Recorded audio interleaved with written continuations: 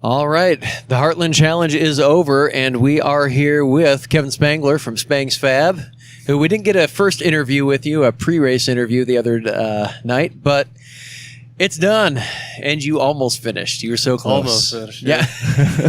We got about 10 minutes further than what we did last year. So you were about a half hour from finishing this time, correct? No, we were about 20 minutes into.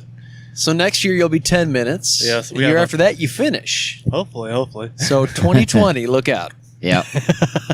No, man, tell us about Hopefully it's not that long, but hopefully not. Well, tell us about your race, man. How things go for you. Obviously, we had some trouble there at the end, but give us a rundown, man. First lap, we basically we started fairly slow, and we were going to take it easy the first lap and everything, and we ended up getting behind slower traffic than us, and made a couple of good passes and stuff on guys, and then ended up passing a guy, and apparently there was an arrow that he was blocking that we didn't see, and so we went out in the field, and everybody else behind us followed us. And so even him. So you had a train of people behind you. We had a train of people going out there in the field, and then all of a sudden all these people on rangers and stuff to come watch the race are coming towards us. We're like, this isn't right. Where are we going? We're all doing circles looking for arrows and stuff, and then finally we were a good ways away from the actual arrow, the turn and stuff, so we all started making it back, and people are still coming at us, and then so we stopped because there's people coming down the trail and we didn't want to jump out in front of somebody, and then basically we're trying to point people the right direction. They keep flying past us into the field there. So about towards the end of the open class, and about everyone behind us went out in that field, I think, or the majority of them. Hopefully most of them got it turned around quicker. Sounds like you guys just hung out in the field for a little bit. Setting a trend pretty much. So. Yeah. There you go. Not the right trend, but yeah. After that, it seems like you found the track, got back out there, and had to work your way back through some slower traffic. And yeah, pretty much we were back with, there's 800, 900s, everybody with us now, and then just kind of slowly making our way through. And then I want to say lap 3, there's a guy who decided to roll the jumps and slam on the brakes as he came up to him, so that we had to slam on the brakes, and we were jumping all of them and stuff, doing pretty good on the landing and everything, so we had to slam on the brakes and nose dove off I think it'd be the third actual jump, but the first bigger jump out of them. Yeah. And it was dug out, and we basically nose dived, made about a half a lap, and then we started having overheating issues, and then we stopped, let it cool down a little bit, checked out, then we're like, maybe we got sprayed by mud or whatever. And so we're like, well, we'll come in here and have them spray off the front of the machine and stuff. And then they did that. And then I was like, well, pull the hood off. Let's see how much radiator fluid's in the overflow. And there was nothing. It was bone dry. I think they put at least 4 bottles of water in there. Oh, and they're like, you got radiator fluid? I was like, oh, just throw water to do it. It's not going to freeze today. Yeah. So they're dumping water in there. Then we had a couple bottles with us. So we got about half lap in and started overheating again. And then we're like, what the heck? So we pulled off, jumped out, opened up the hood again, dumped 2 more bottles in it, and then let it sit for a little bit. Then we got back out on course, and it stayed fine after that. I don't know what happened to 6 bottles worth of radiator fluid, or but they went away. It held up the rest of the time on temps. So. But you were running pretty consistent lap times out there, and things were looking really good for you, and then the last 20 minutes. Yeah.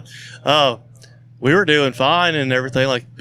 Steering felt fine. The ruts were getting fairly deep and stuff the last hour-ish or so that we were running. And there was a RS1 broken down on the lower hill. And we've been hitting the passenger side, or each time we hit something, it's the passenger side. I was like, how's that passenger side? Drivers seem to do that a lot. We're actually running, we ran the last 3 races with the bent upper A-arm. That's slightly bent, and it's still slightly bent. And I just haven't done anything with it. And so I was like, if anything breaks, it's going to be the passenger side.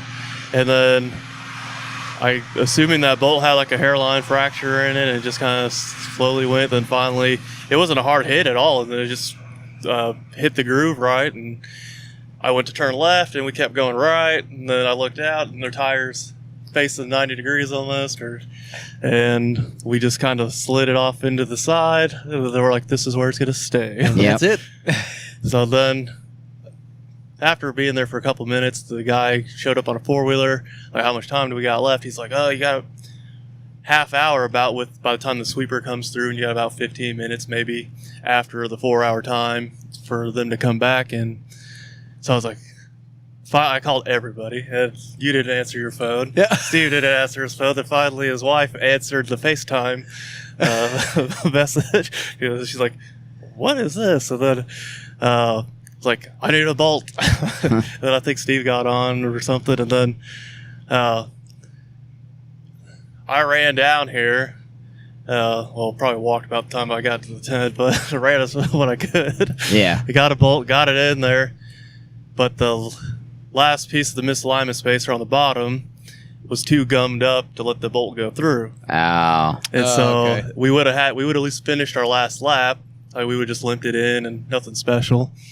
And but we couldn't get it past the little gummed up part on the end of the misalignment spacer for what we had. So we ended up getting a ride back here, got the channel locks. I had a small impact with me because I had everything to change the clutch, or not clutch, but the belt and stuff, and threw that in there. Got the channel locks on there, and we were able to get it all put back on there and stuff without, minus the lower misalignment spacer. Yeah. That's sitting on the floorboard somewhere. And then Enough to get you back, though. You what? Enough to get you back, though. Yeah, I mean, it was here. The tire was wobbling the whole time a little bit, but we got it back. So Yeah. Well, man, what's the takeaway for next year? What do you do different, if anything? I mean, that was kind of a freak thing, but I mean, anything else that you found out there? You know what? I'd do this differently. Not really. I guess maybe I needed a little bit more time for prep and stuff, but Yeah, you were kind of traveling. there was other issues going on and stuff, so you had a few things it is going what on. it is. But I mean, we did pretty good. I think we ended in 12th, or at least that was the last we saw on the scoreboard. We were hoping for at least top 10. There was a lot of heavy hitters out here for this race versus Sure. last year.